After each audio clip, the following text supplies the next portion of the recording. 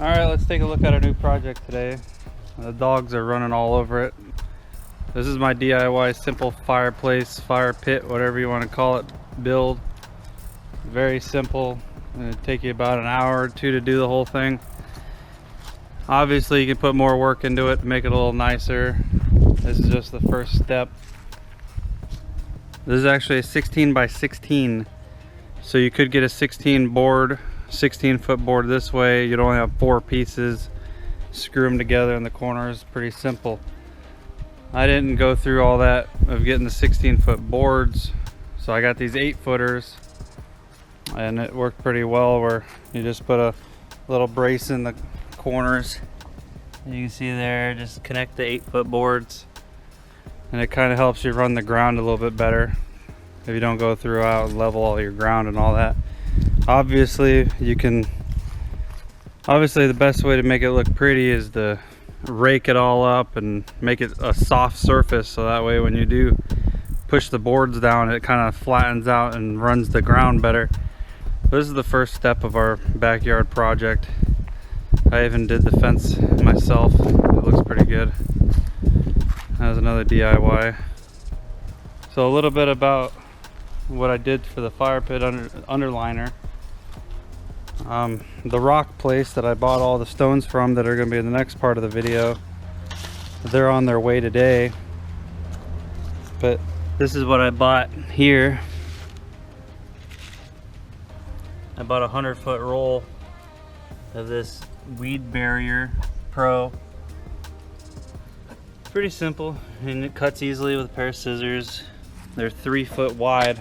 It's very simple. You buy these little staples, they're only $1 a pack. You probably need about 40 of them, 30 of them maybe. And you just basically run it down the edges, pull it tight. It took me 6 strips to do the whole thing, overlapping each other. And where they overlap, you put a staple. You put the little staple in to overlap. Really simple. And then after you do all the corners, you kind of run down your seams, and that way the wind's not blowing it all over on you. It should block a lot of the grass from growing through.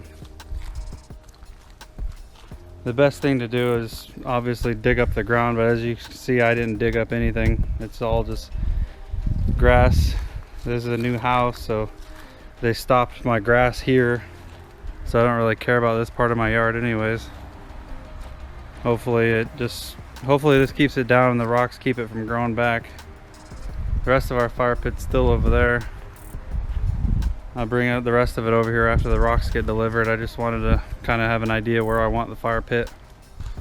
The only tools you need is a little drill to put the screws in the edges, a hammer to put the staples in. This is where the seams meet. They hammer down real easily. Once you buy the truckload of rocks, it brings down the cost a lot. Buying those individual bags, it costs like triple. You'll spend 3 times more buying the little bags of rocks as you would buying a truckload. I had to buy 2.5 yards, about $60 a yard. Not too bad. This is what the anchoring pins look like.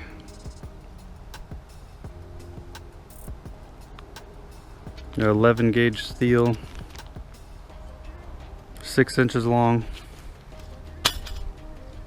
Real simple.